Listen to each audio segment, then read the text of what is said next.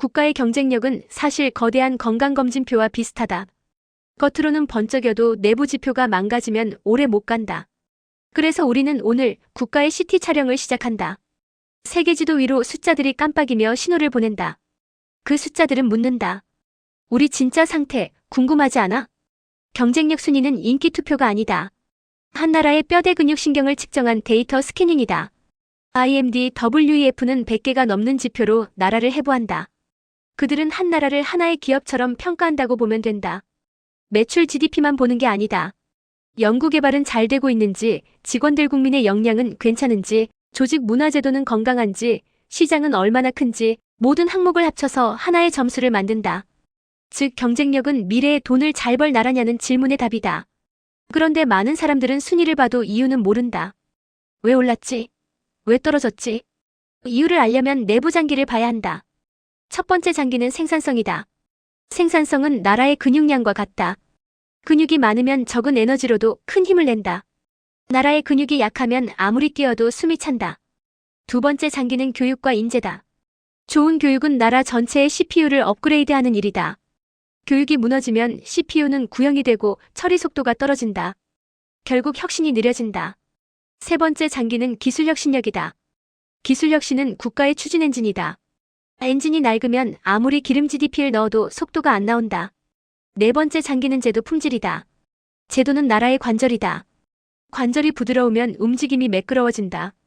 관절이 굳어있으면 경제는 걸음마조차 힘들다. 그래서 제도가 나쁜 나라는 기업이 다리를 절게 된다.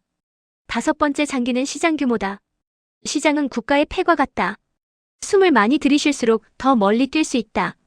시장이 작으면 빨리 지친다. 시장이 크면 혁신이 더 빨리 확산된다.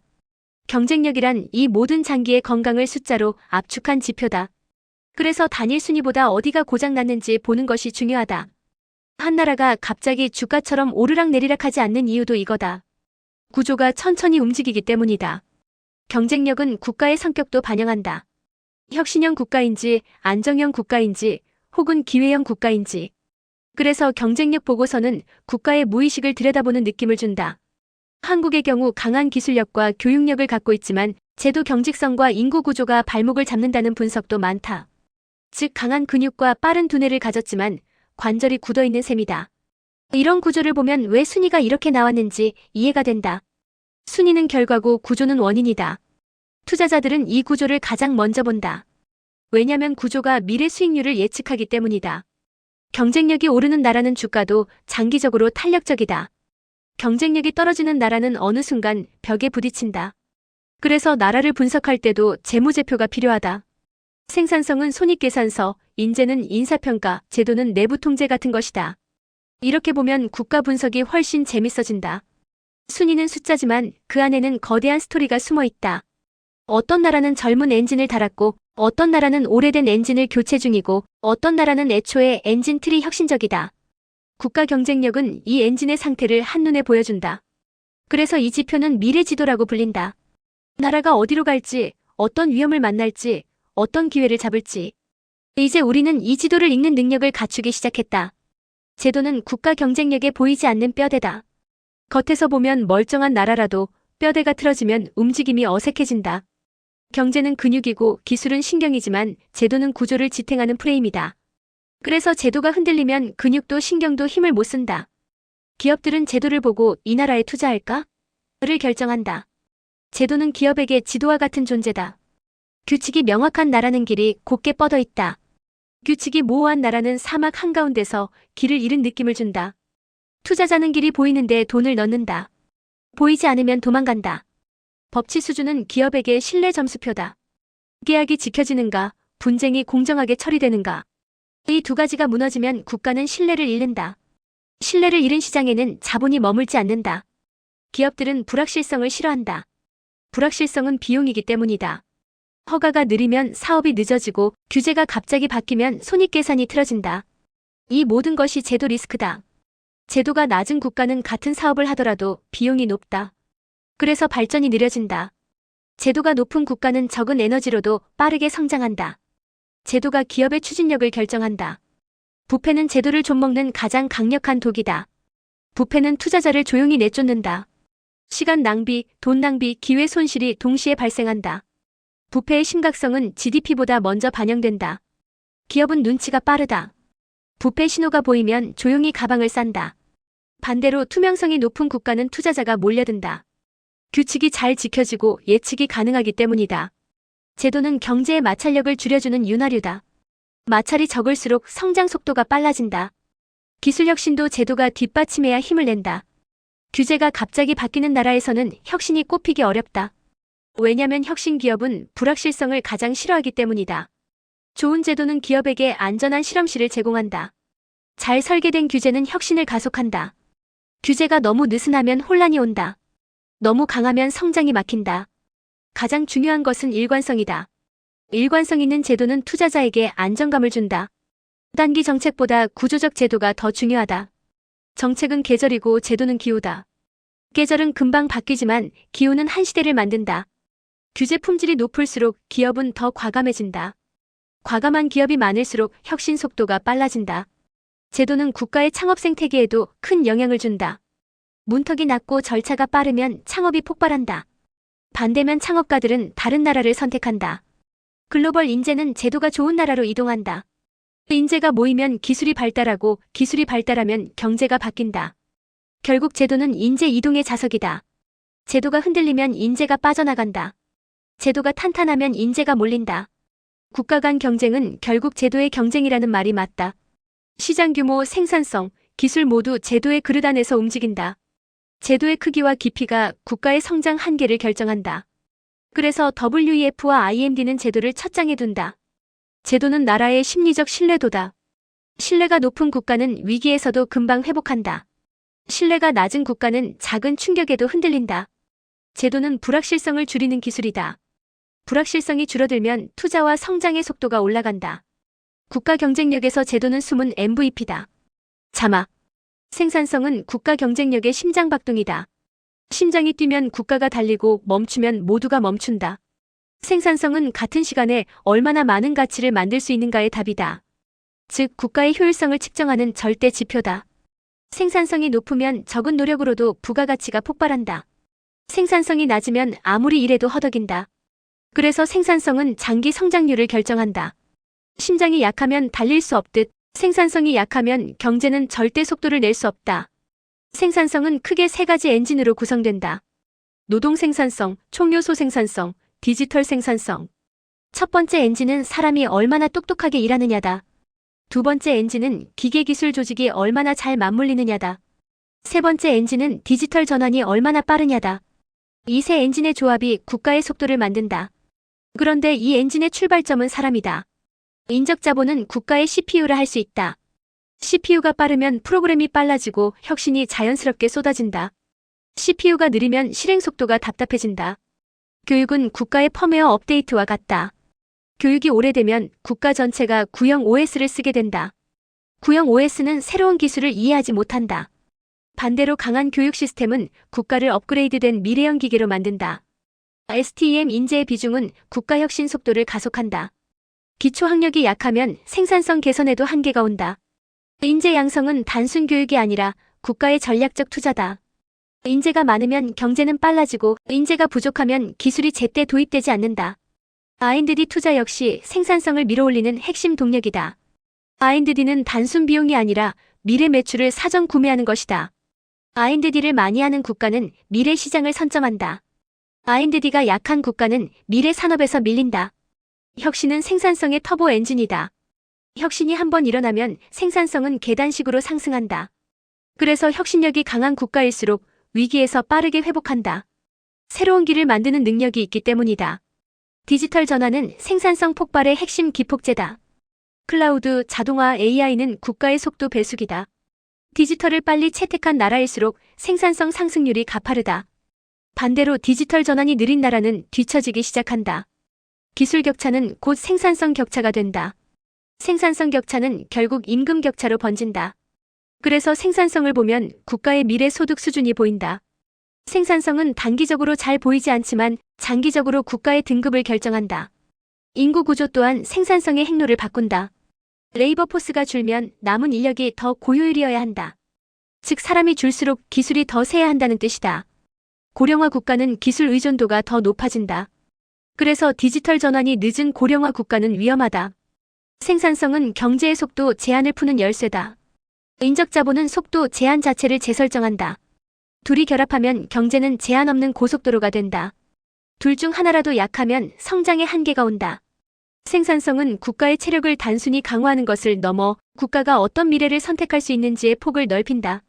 생산성이 높은 국가는 위기 때 선택지가 많다. 생산성이 낮은 국가는 위기 때 선택지가 사라진다. 그래서 국가 경쟁력은 결국 생산성 싸움이다. 교육, 기술, 인재, R&D. 이 모든 것이 생산성으로 통한다. 국가 경쟁력 보고서가 생산성을 핵심 엔진이라 부르는 이유다. 이제 엔진을 돌리는 또 하나의 기업, 기술력 신력의 영역으로 간다. 기술력은 국가 경쟁력의 미래 추진 엔진이다. 엔진이 강하면 국가는 멀리, 빠르게 간다. 엔진이 약하면 아무리 가속을 해도 제자리에서 돈다. 기술은 단순한 기능이 아니라 국가의 성장 속도 그 자체다. 기술력이 강한 국가는 위기 때 놀라울 정도로 빨리 회복한다. 기술은 새로운 산업을 만들고 기존 산업을 다시 태어나게 한다. 혁신력은 이 기술을 진짜 힘으로 바꾸는 능력이다. 기술력이 엔진이라면 혁신력은 연료 주입 시스템이다. 연료가 들어와야 엔진이 작동한다. 기술만 있고 혁신력이 없으면 국가는 멈춘다. 혁신은 새로운 방법으로 가치를 만드는 능력이다. 발명은 한 번이지만 혁신은 반복되는 과정이다. 그래서 혁신이 강한 국가일수록 성장 곡선이 부드럽지 않다. 갑자기 껑충 뛰기도 하고 예상 못한 돌파가 나타나기도 한다. 그런 점프가 국가의 미래를 바꾼다. 혁신의 출발점은 R&D다. R&D는 미래 산업의 씨앗을 미리 사두는 일이다. 씨앗을 많이 사두면 미래의 숲이 생긴다. 씨앗을 아끼면 미래에 아무것도 자라지 않는다.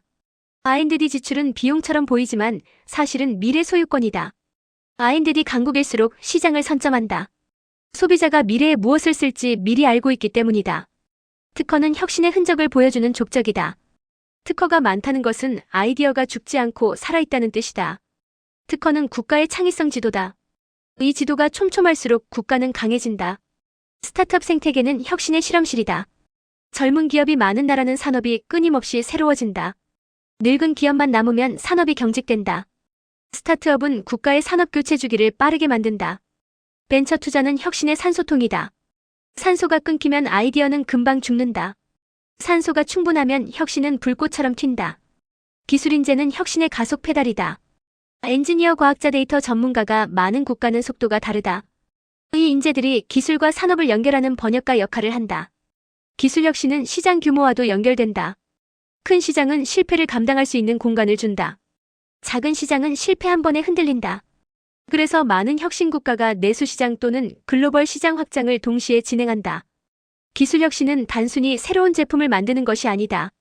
산업 구조 자체를 바꾸는 일이다. AI 한 번으로 노동, 교육, 제조, 헬스까지 모든 판이 흔들린다. 혁신 속도는 국가의 적응력과 직결된다. 적응력이 높은 국가는 외부 충격에도 빠르게 회복한다. 적응력이 낮은 국가는 충격 때마다 멈춘다. 기술력은 국가의 생존력이다. 혁신력은 국가의 확장력이다.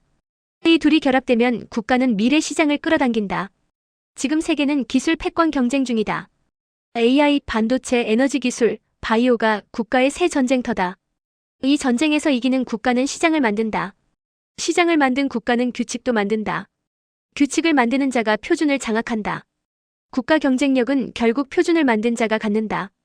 기술혁신력은 국가의 표준 생성 능력과 직결된다. 그래서 기술력 점수가 높은 나라는 미래 지배력이 커진다. 기술은 경제를 밀어올리고 혁신은 경제를 확장한다. 국가 경쟁력 보고서에서 기술혁신력이 핵심 축인 이유다. 이제 기술이 만든 결과가 어디로 흘러가는지 보자. 거시 안정성은 국가 경쟁력의 바닥이다. 바닥이 흔들리면 아무리 뛰어도 제자리에서 미끄러진다. 반대로 바닥이 단단하면 누구나 자신 있게 뛸 수 있다. 거시 안정성은 눈에 잘 보이지 않지만 가장 먼저 무너진다. 물가가 흔들리면 국민의 심장박동이 불규칙해진다. 장바구니가 불안하면 누구도 미래를 계획하지 못한다. 환율이 춤추면 기업은 비용 계산이 불가능해진다. 오늘 제품을 만들었는데 내일 수익이 달라진다. 이런 불확실성이 쌓이면 경제는 겁을 먹는다. 금리의 방향도 국가의 긴장도를 보여준다. 금리가 불안하면 투자 소비 대출이 동시에 흔들린다. 재정 건전성은 가계부의 건강과 같다. 소비를 적당히 즐길 수 있는지 아니면 빚이 쌓이고 있는지. 재정이 무너지면 국가는 선택지가 사라진다. 부채는 국가의 무게추다. 무게추가 무거우면 움직임이 굼뜨다. 가벼우면 민첩하게 정책을 펼칠 수 있다. 신용등급은 국가에 매겨지는 사회적 신뢰 점수다. 신용이 떨어지면 자본이 빠져나간다. 자본이 빠져나가면 환율이 흔들린다. 환율이 흔들리면 물가가 오르고 물가가 오르면 국민은 불안을 느낀다. 이렇게 작은 균열이 연쇄 반응을 일으킨다. 거시 안정성은 바로 이 연쇄 반응을 막는 방벽이다. 중앙은행의 신뢰도도 매우 중요하다. 시장은 말을 믿을 수 있는가를 가장 먼저 본다. 신뢰받는 중앙은행은 말 한마디로 시장을 안정시킨다. 신뢰받지 못하는 중앙은행은 말 100마디도 소용없다. 재정정책과 통화정책이 조화를 이룰 때 국가는 흔들리지 않는다. 반대로 둘이 어긋나면 경제는 삐걱대기 시작한다. 거시 안정성은 성장의 속도보다 멈추지 않는 것이 중요하다는 철학이다. 불안정한 국가는 성장해도 금방 무너진다. 안정된 국가는 천천히 가도 결국 더 멀리 간다. 기업들도 안정성을 먼저 살핀다. 예측 가능한 환경이 투자 결정의 핵심이기 때문이다. 안정적인 나라일수록 장기 자본이 유입된다. 장기 자본이 많을수록 산업은 더 깊게 성장한다. 국민도 안정성을 체감한다. 물가가 안정되면 삶의 계획이 가능해진다. 환율이 안정되면 수입 물가가 조용해진다. 부채가 안정되면 세대 간 부담이 줄어들고 재정이 안정되면 복지가 지속 가능해진다. 거시 안정성은 결국 국민 삶의 질과 직결된다. 안정성은 국가의 정신적 안전장치다. 불안한 경제에서는 작은 뉴스에도 공포가 커진다. 안정된 경제에서는 위기에도 공포가 확산되지 않는다. 그래서 거시지표는 단순한 숫자가 아니라 심리적 안전지수다. 국가의 위기 대응 능력도 여기서 갈린다. 안정적인 나라는 충격을 흡수하고 다시 뛰어오른다. 불안정한 나라는 충격 때마다 멈춰 서버린다. 세계는 지금 불확실성이 높은 시대다. 지정학, 공급망, 에너지, 기술이 동시에 요동친다. 이때 가장 중요한 힘이 바로 안정성이다. 안정성은 국가의 속도를 제한하기도 하고 국가의 속도를 보호하기도 한다. 속도만 빠르고 안정이 없으면 전복되고 안정만 있고 속도가 없으면 낙오된다. 안정성과 성장의 균형이 국가 경쟁력의 정수다. 거시 안정성은 국가의 조용한 힘이다. 눈에 잘 보이지 않지만 국가는 이 힘 위에서 움직인다. 안정된 나라만이 미래를 준비할 수 있다. 거시 안정성을 읽을 줄 알면 국가의 미래가 보인다. 그래서 국가 경쟁력의 마지막 장은 늘 안정성으로 끝난다.